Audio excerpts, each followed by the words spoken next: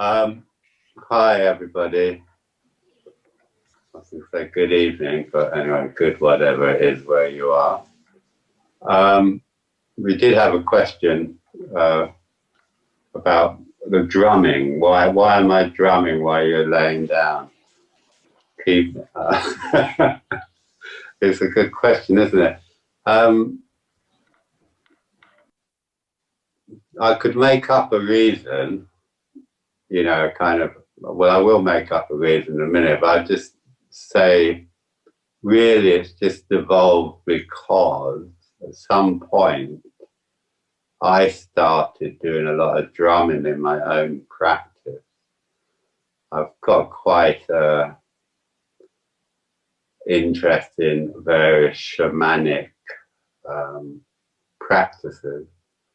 And anyway, I started drumming in my personal practice and found it very useful, I suppose. I mean, in that it seemed to shift my consciousness quite strongly. And then I don't know how long ago it was now, maybe 3 years ago, something like that. I was leading a retreat at Vajraloka and I thought, oh, let's try a bit of drumming with people. And got them. I was already doing the laying down fetal thing, which is another story how that came about. But that just briefly, the laying down fetal thing is sort of based on a ancient Greek practice called incubation, which is sort of opening yourself to divine influx, because in the Greek tradition, in that ancient tradition, if you had ill health or ill luck, it would be understood that it had been brought by a particular god or spirit. And in order to change that, you had to know who brought it. So they would lay on these big flat stones known as clines or clins, from which we get the word clinic. So it's a sort of therapeutic practice and try and contact the god or goddess or spirit that had visited, brought the visitation, so they could, you know, honor them, pay tribute to them and get it removed or whatever.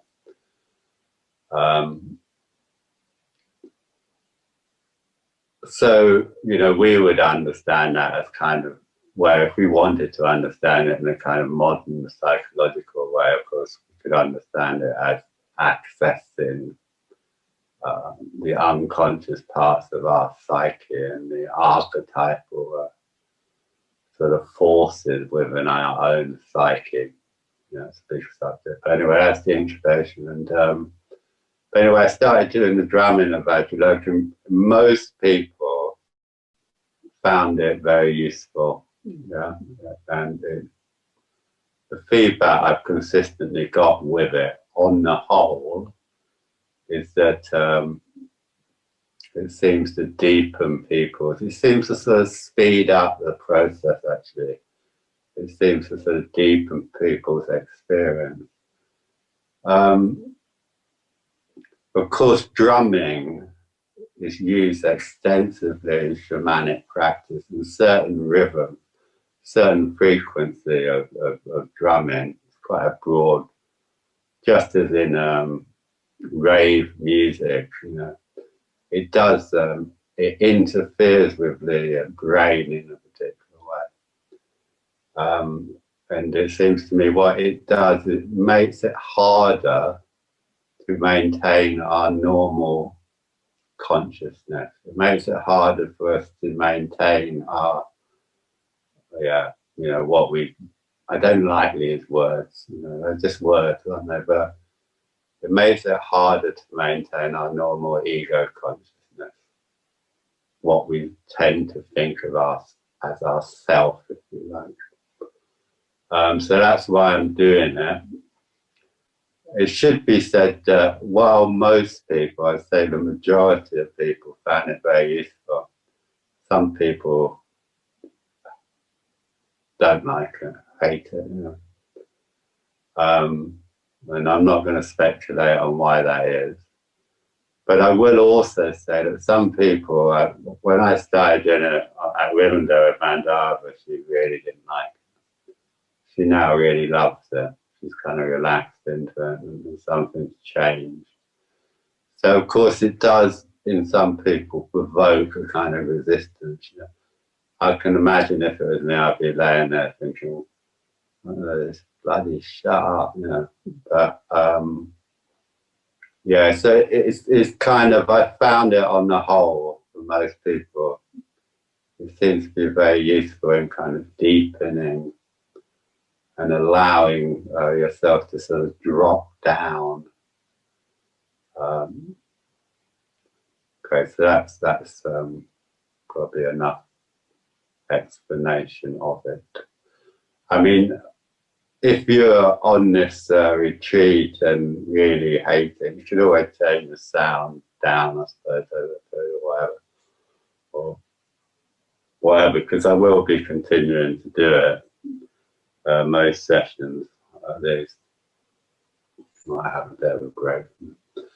But maybe just turn the sound down really low, then it won't hopefully irritate you too much of the series. But I would encourage you to stay with it. I mean, it brings us on to a very interesting question, doesn't it? Because as meditators, we've all got kind of a comfort zone, you know, something we're kind of comfortable with a certain experience. And when we start edging towards something that's uncomfortable for us, we experience resistance, and very often that resistance is experienced physically in the body. So we become uncomfortable. We suddenly become incredibly uncomfortable. We can't sit still. You know, got this terrible itch on your face, or your legs are so painful, blah, blah, blah. So we should, and of course, mentally, this also happens in whatever way. We get terribly irritated, or we suddenly, anyway, everybody knows this. The first line of resistance is usually physical, and then after that it will be we will go into aversion probably, or go into craving. And of course this isn't easy, but we should really be on the alert for resistance, because that's the time to really relax. Really try and relax, because it means you're beginning to touch something. It means you're coming into something that's been protected. I don't really like the language of trauma, because I feel it's been so kind of overused, really. But you're coming into a tenderness, some kind of something that you've moved to cover over in the past, probably for whatever reason. And the ego consciousness will throw up resistance. Will throw up resistance. So when we start feeling physically uncomfortable, of course, we need to be able to distinguish between real pain and discomfort. Yeah, if you've got real pain, of course, you need to move. But real pain is, unless you've got some, you know, very serious physical problems, real pain is fairly rare in meditation, really. You know? Discomfort is very common, but it won't do us any harm, you know, usually. Certain places in the body we need to be careful. We particularly, as meditators, you particularly need to be careful of your knees. You can damage your knees, but only if you're forcing the posture. You know? But most, yeah, so on the whole, as long as we're fairly confident we're not actually damaging ourselves, it's quite important that we learn to relax around and into the discomfort, because otherwise, every time your ego is threatened, you'll kind of give up or you distract yourself. You know. Anyway, I don't know where I'm going with that really, but just to honor the resistance, you know, just to be interested. Be interested. If you suddenly got this unbelievably itchy nose and you just gotta scratch it, or suddenly something, be interested. You know, be interested in why that is, what's going on. Can you just relax and you just let it be there and see if it passes, or see if there's something under it, as it were. You know.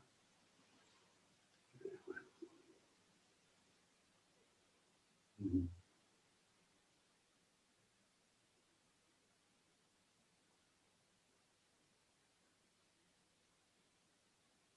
Okay, I think we're just gonna do a meditation together to begin with. I mean, we're always just doing meditation, aren't we? Really, in one way or another. But we'll see where we go with it. Yeah, let's see what happens rather than me. So get yourselves sorted out. Get your posture sorted out as far as possible.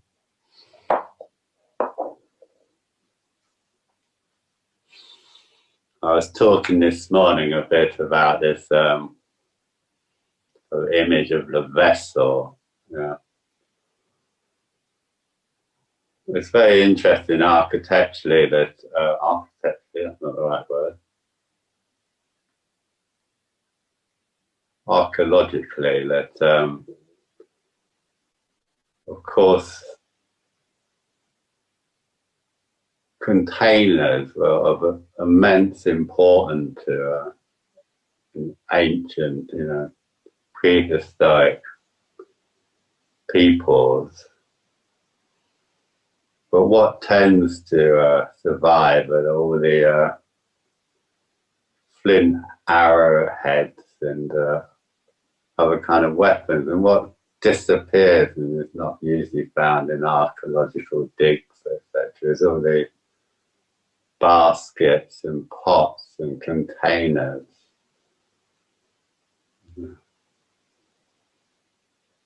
So we get a very kind of distorted view of the past, with this, the importance of the vessel.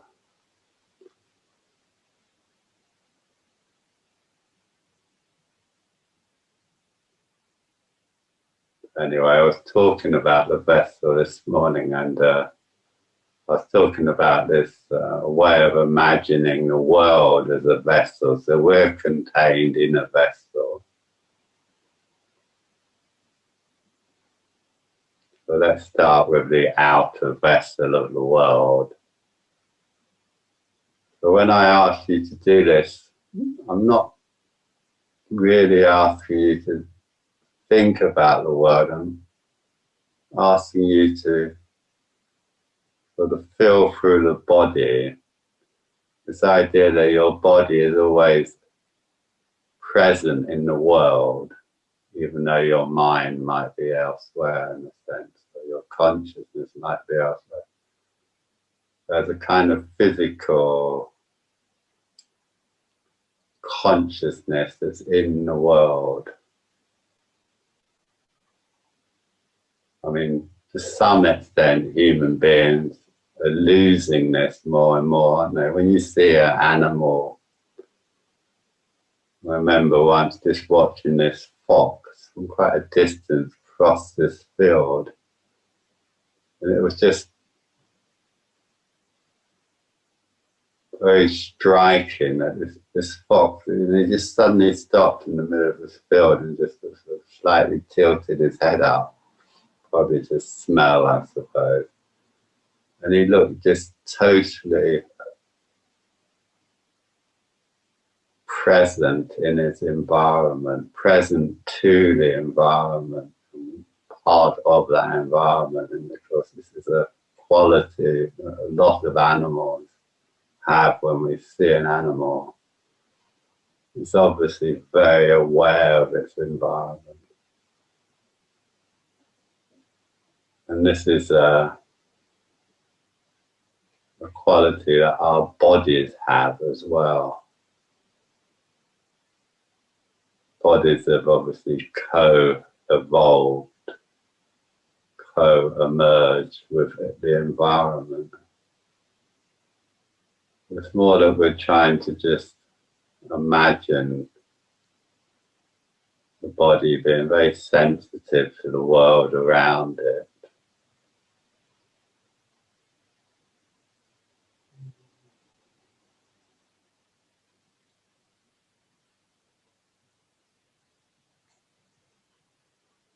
So anyway, having a sense of the room that you're in, you're sitting in, and then the neighborhood around.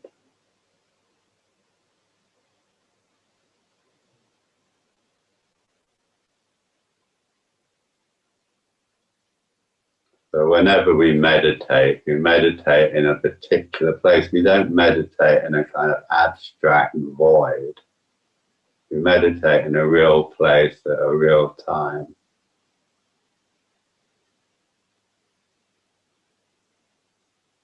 When we lose the vessel, this vessel of the world, we've usually collapsed into ourselves in a particular way, which isn't very useful.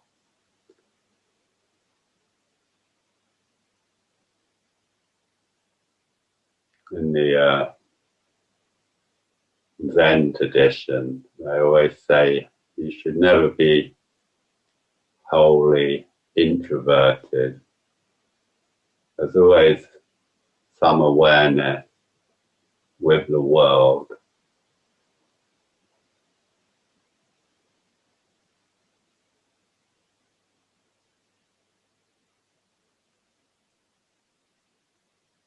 Philosopher Hadou, I don't know how you pronounce his name, Hadot, but I think it's Hadou, who did a lot of work on the archetype of the sage, said that the defining characteristic of the sage of wisdom was that he or she always bore the world in mind. And of course, this is the characteristic of the Bodhisattva, isn't it? They always bear the world in mind. They're never completely self-centered. So when we forget the vessel of the world, we're in danger of just kind of collapsing into our own I-ness, our own separation.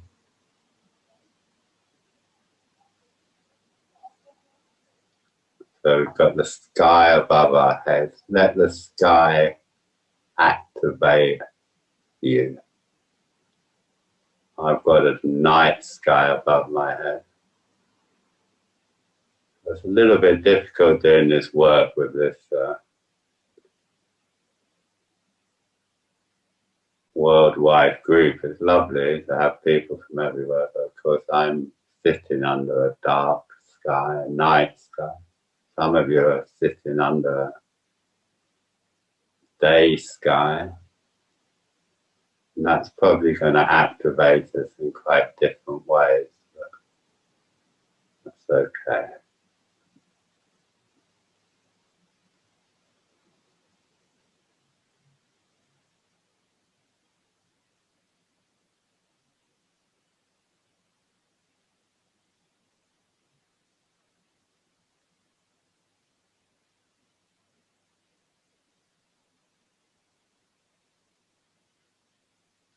So the sky above us is open, unrestricted freedom of the sky, the vastness of the sky there. Then under us, the earth,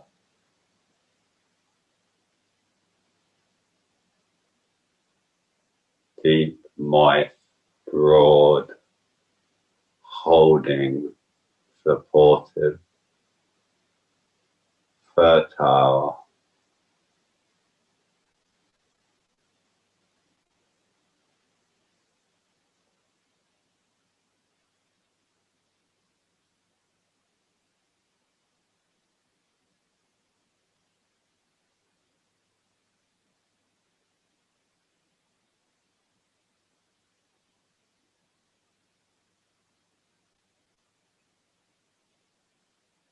So we're trying to have a sense of ourselves sitting in the world.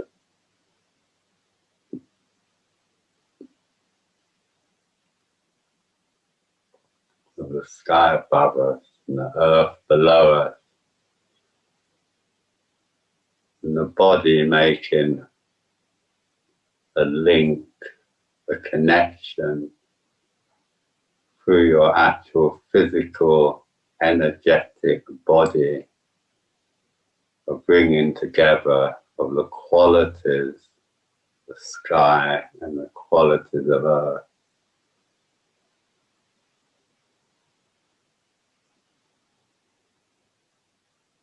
Sometimes the alchemical tradition is summed up by saying it makes the volatile fixed and the fixed volatile. Which might sound quite esoteric, but isn't so different from form and formlessness.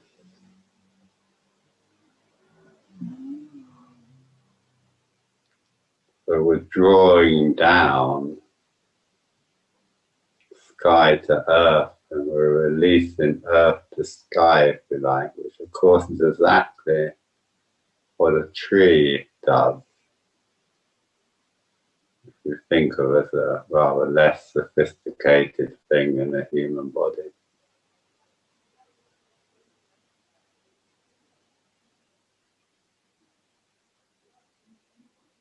So we don't have to be doing it literally, we're doing it poetically, if you like, inviting the quality of spaciousness, possibility, unobstructed.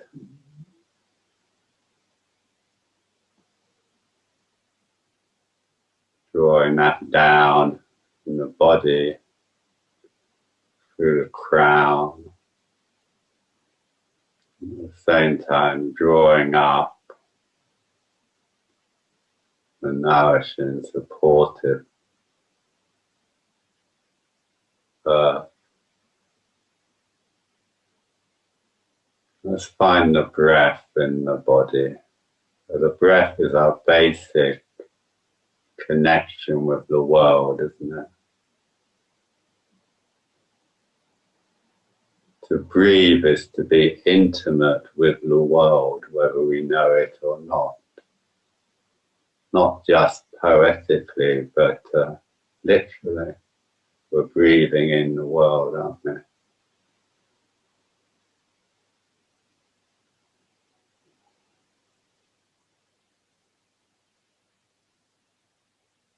We're part of the ecosystem that's creating the atmosphere. We're breathing out what plants and trees can use, and they breathe out what we can use. We're all in this complex, miraculous, interpenetrating,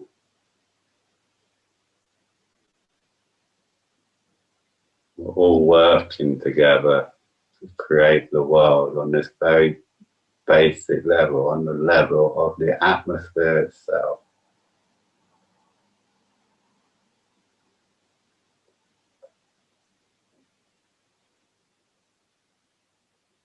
Have a sense of the world working for you, supporting you, the trees, the grass, and the buildings, and the stars, the light and the dark.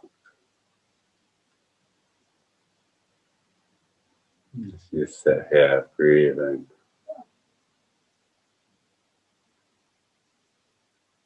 let your body, don't worry too much about your ego. Try and notice that your body enjoys breathing.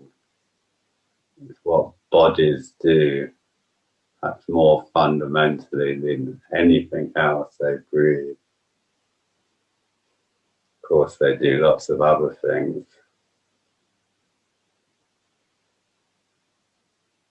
And bodies like to breathe.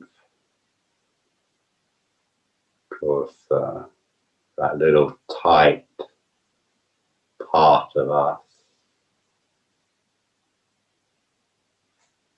might find it quite dull or boring, but actually the blood and the bones and the organs, the cells of your body like to breathe.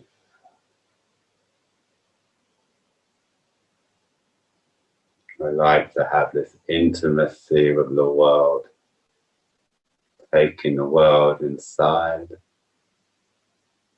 and releasing. Of course, there's no real inside and outside, is there? You're outside for everybody else. No such thing as you in the environment. It's just the environment. Let your face relax.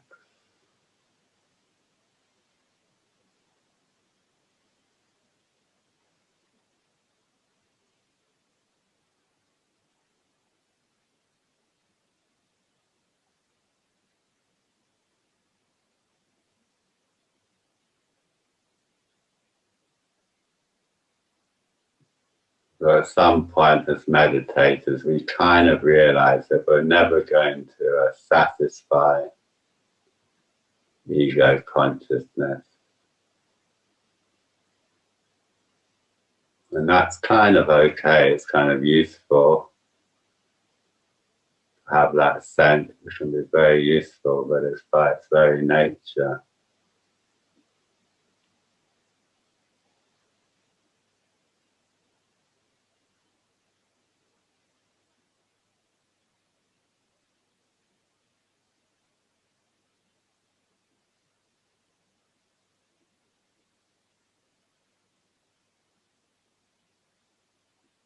Based in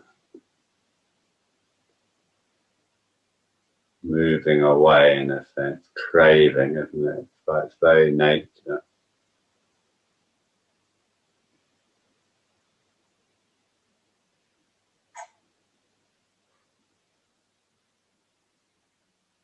But at some point we start to relax into a different center. Not that we need to get rid of anything. It's just that somewhere we can find a different center in ourselves.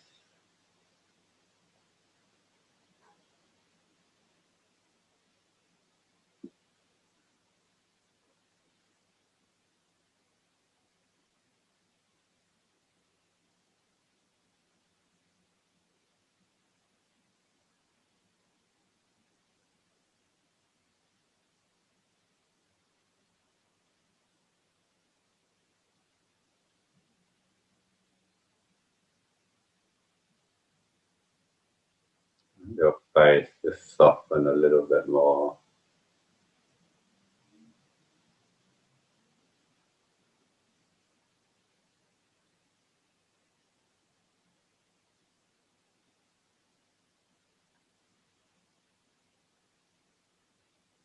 Releasing in the legs.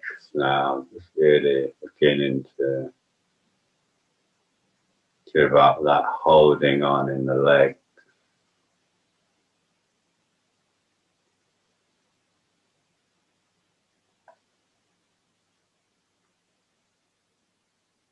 You can discharge the energy, the excess energy into the earth.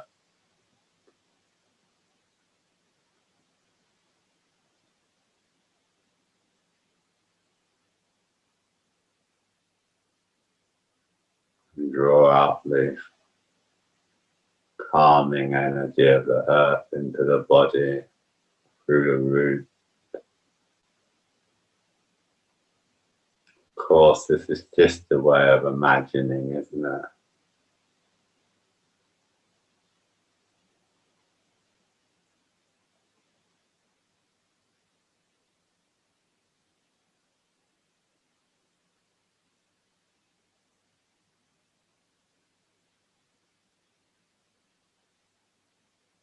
What would it feel like to really trust the world? What does it even mean to trust the world?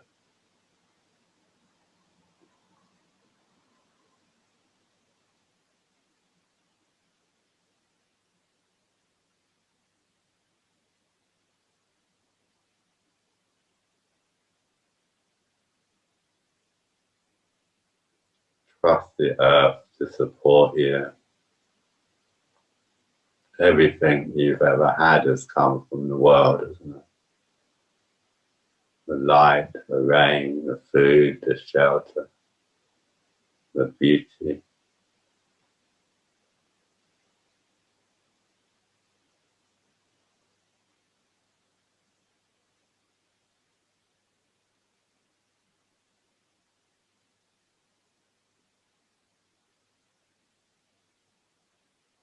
So we're just breathing in and out.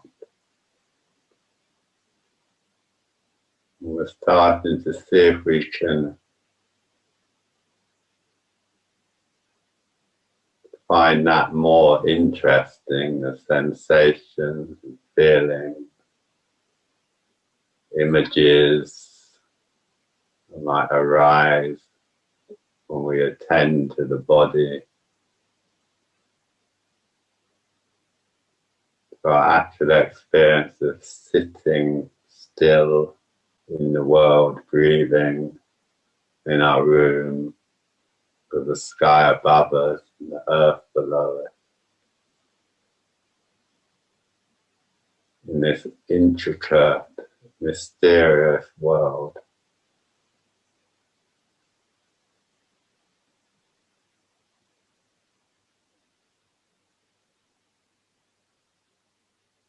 The air going in, down into the lungs, then taken into the bloodstream, taken around to every cell in your body, collecting the toxics from the body, breathing back out into the world.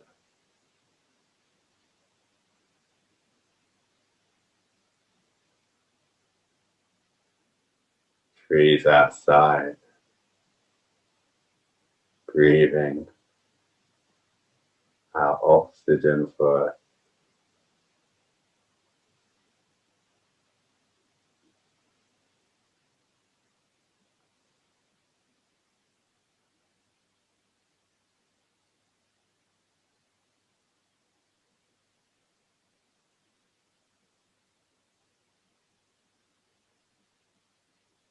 Delicate sensations at your nostril,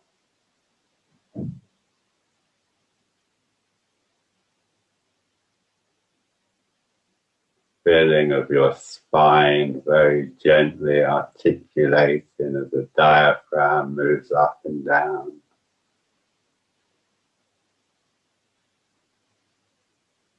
The sensations in your hand, your face slowly beginning to soften.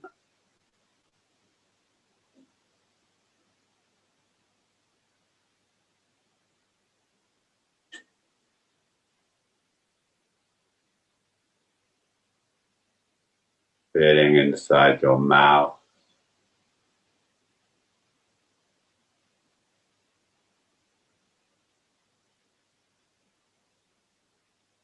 But we're just turning towards our basic experience of being a living being in this world.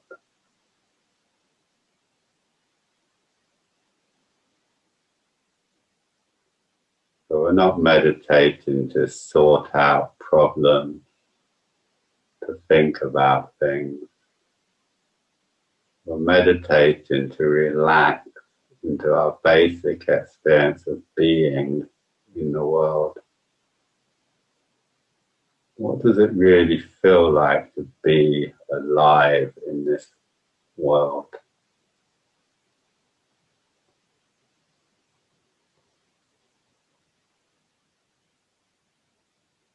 There's that Hafiz poem where he says, "We did not come into this exquisite world to hold ourselves hostage from love.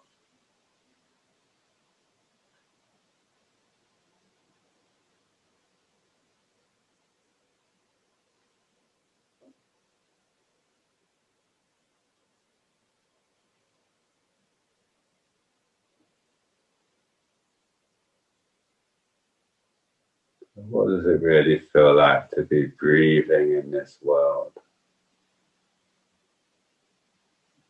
Feel the air against your skin.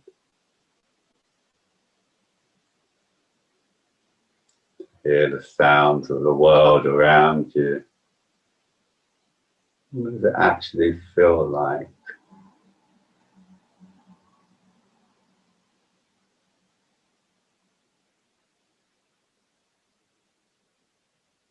What does your being actually feel like?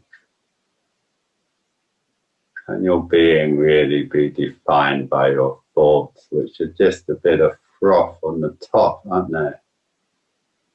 All those thoughts that we pay so much attention to.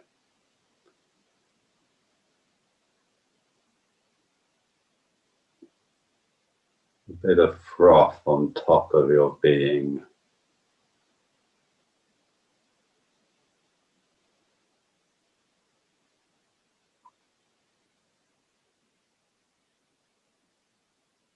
I had that Rumi poem, didn't we, yesterday? Then I see the ocean, billions of simultaneous motions moving within me.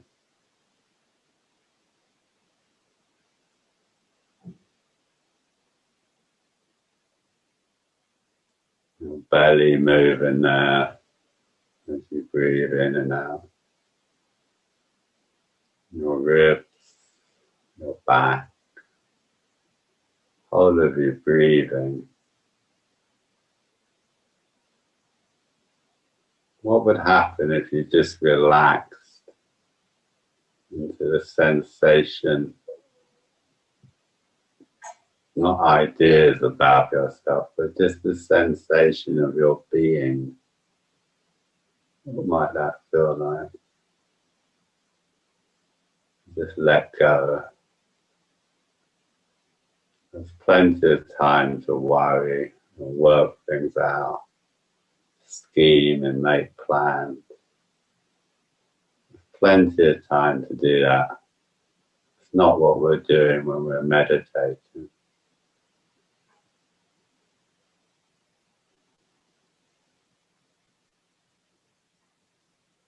Nice softening face. That's really, find something nice to say to your face. My darling face, just relax, just soften.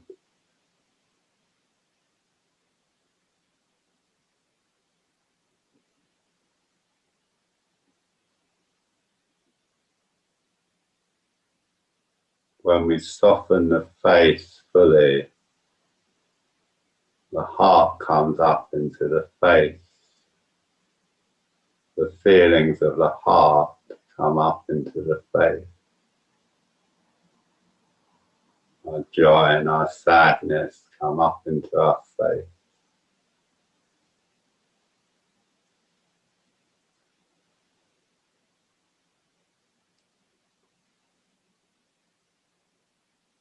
So of course, we have to relax the throat a little.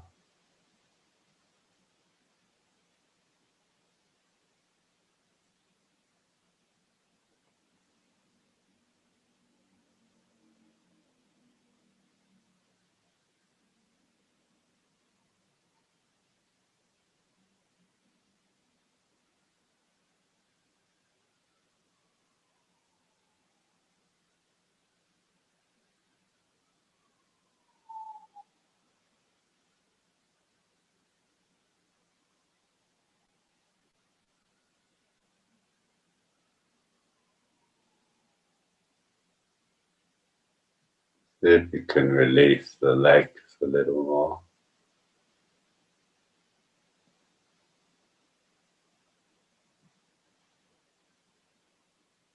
If there's any discomfort, see if you can just release into that discomfort rather than moving away from it.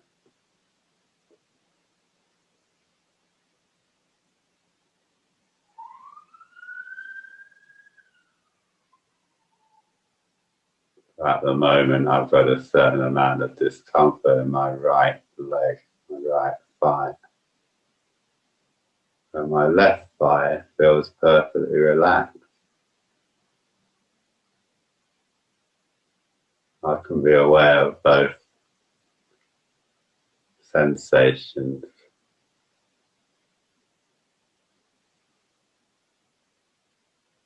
Strangely, both sensations are fine.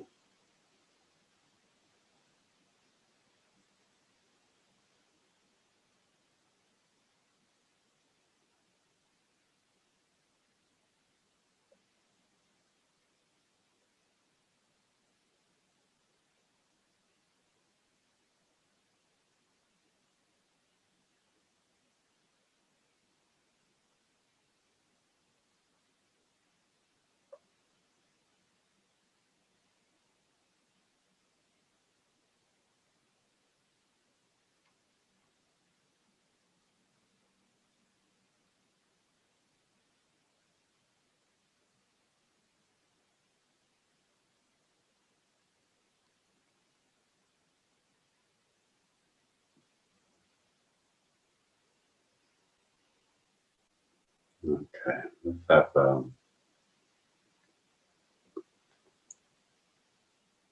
a little lay down now. You can have a little lay down, have a little break.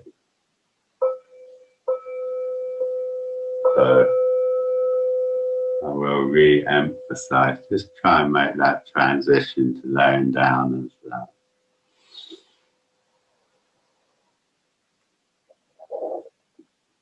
calmly as possible.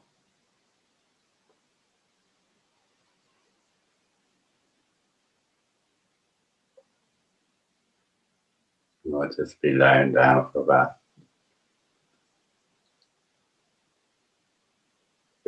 10-15 minutes.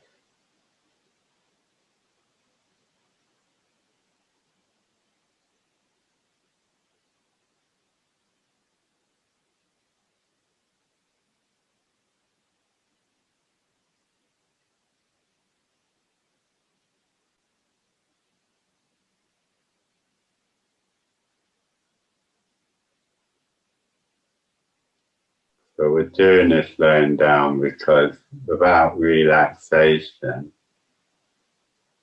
nothing really happens from a meditative point of view.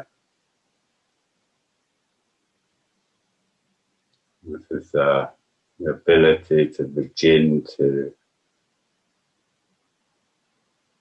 relax, that constant maintenance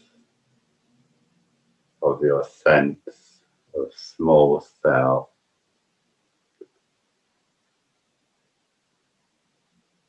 the lack of a better word. Small mind, as it were.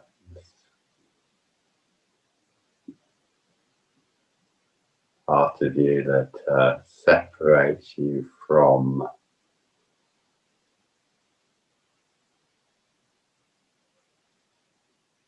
what you are naturally part of.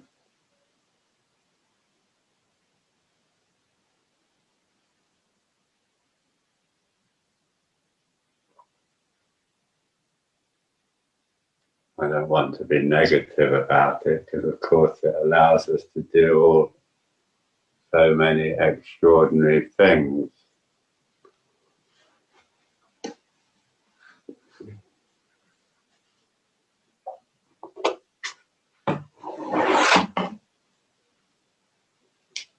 But again, it's not what we're doing as meditators.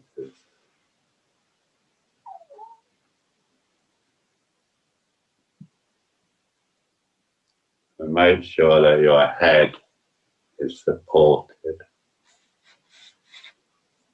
We can give the weight of our big head, big heavy head to the earth there.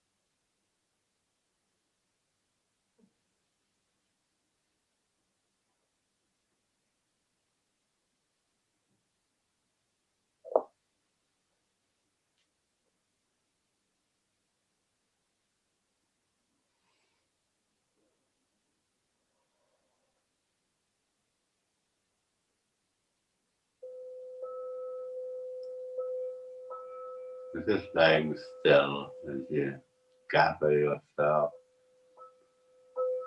remembering yourself.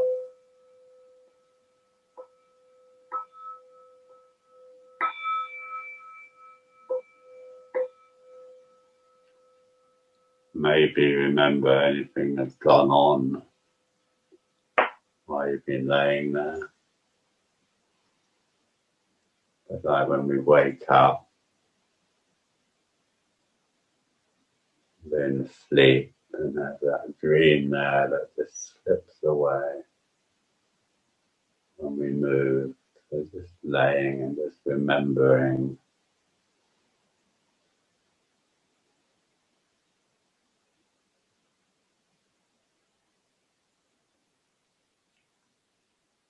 Like to just lay on the earth.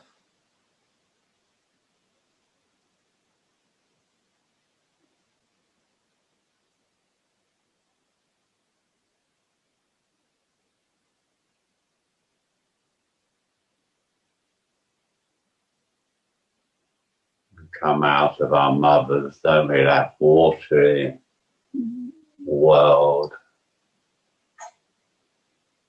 into this world. On one vessel, the vessel of our mother's womb, the vessel of the world. And just as our mother gave us everything we needed to exist inside the womb, once we come into the world gives us everything we need to exist. Light and air and water and food.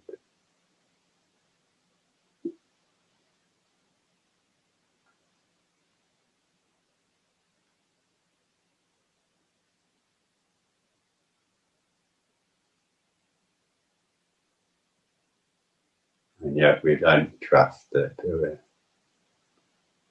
So often we don't trust it.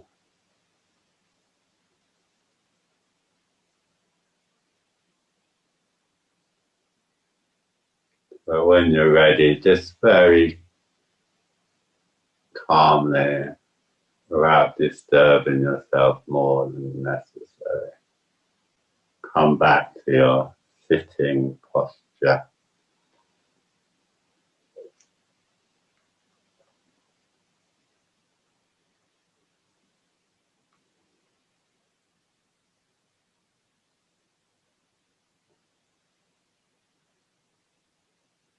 Taking your time just to re-establish the posture in relation to the world around you. How often do we just sort of plonk ourselves down to meditate without having any real sense of this world that supports us?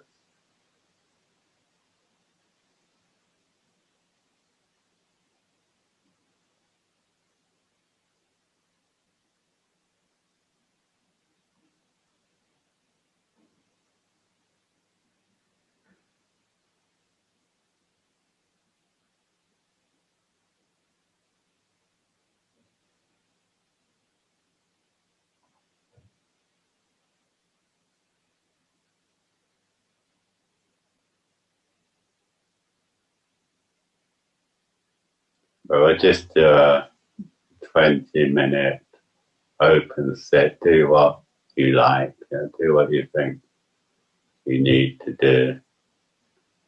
On the whole, the less you do, the better in a way.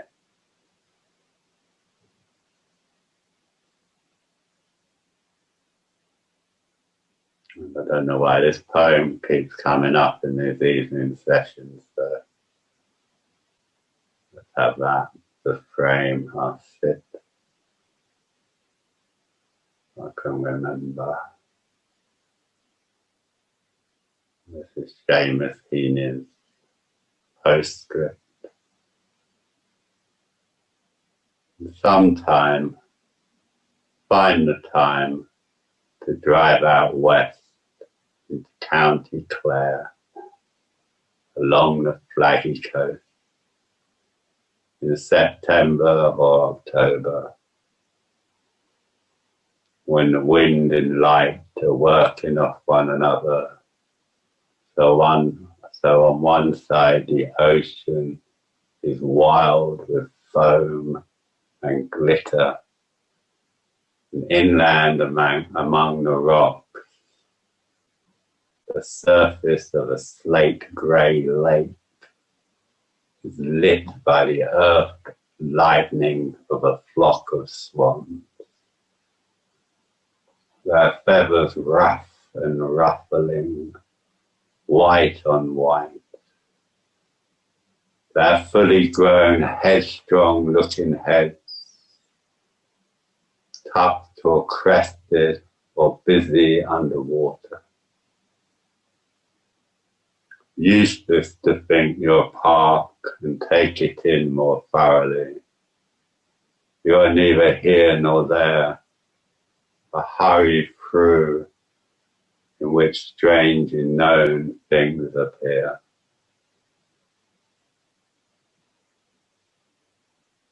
Big soft bufferings come at the car sideways, catch the heart off guard and blow it open.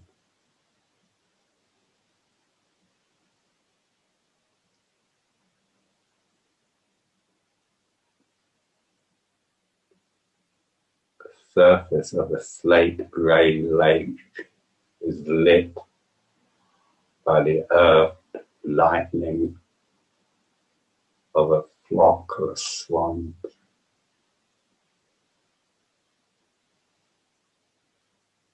Their feathers rough and ruffling, white on white.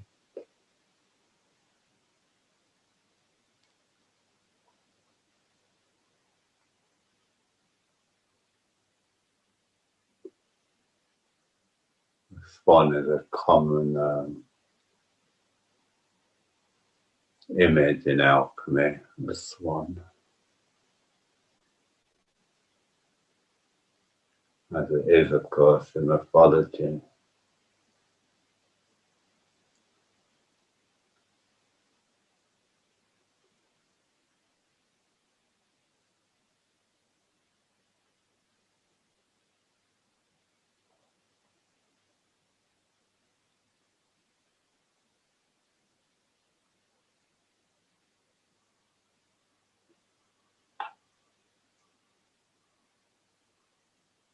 Use the breath and the posture to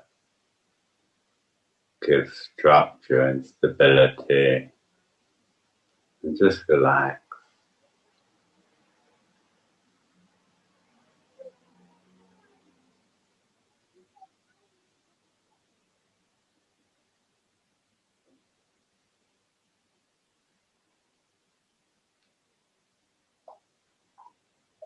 Have a bell in about 15 minutes.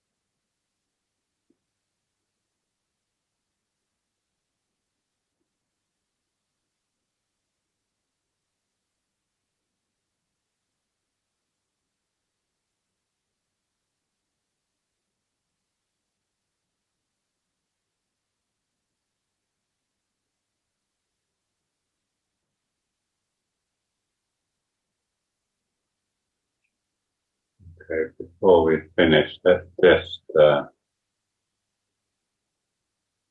be aware of one another in whatever way you can. Just a sense of sitting, practicing with other people.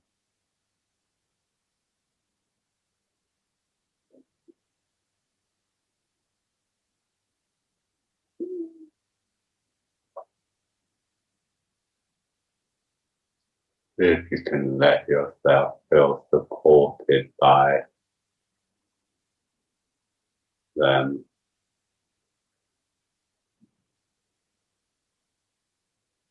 At the same time,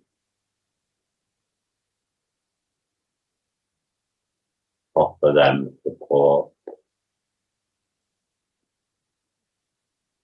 some sense of sitting in solidarity with one another.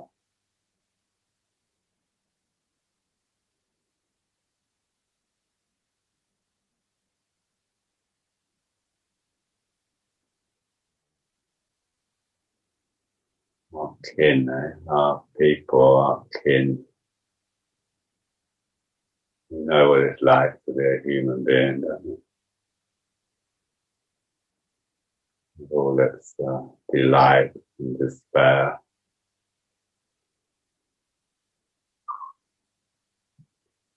All its joy and sorrow.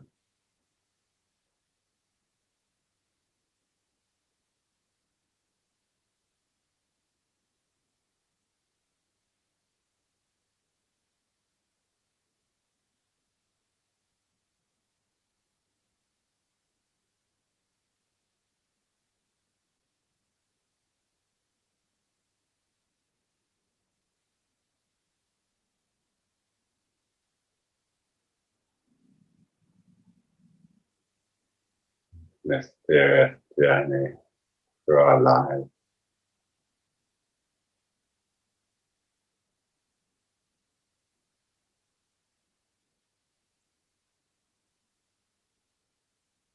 Postscript. And sometimes find the time to drive out west into County Clare along the flaggy coast in September or October when the wind and light are working off one another. On one side, the ocean is wild with foam and glitter. And inland, among the rocks, the surface of a slate grey lake is lit by the earth and lightning of a flock of swans. Their feathers ruffed and ruffling, white on white. Their fully grown, headstrong looking heads, tucked or crested or busy underwater. Useless to think your path and take it in more thoroughly. You are neither here nor there. A hurry through in which strange and known things pass. Big, soft buffering come at the car sideways. Catch the heart off guard and blow it open.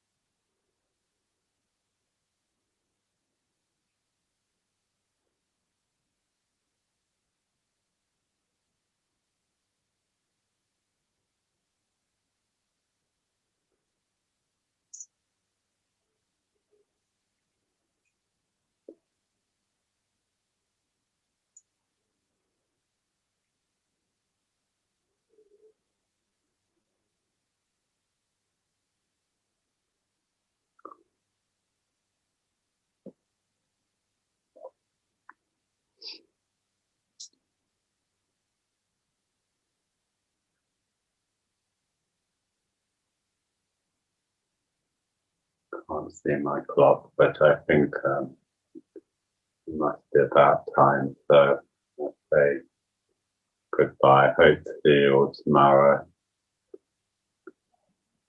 Have a good night, day, whatever it is. Good night. Thank you.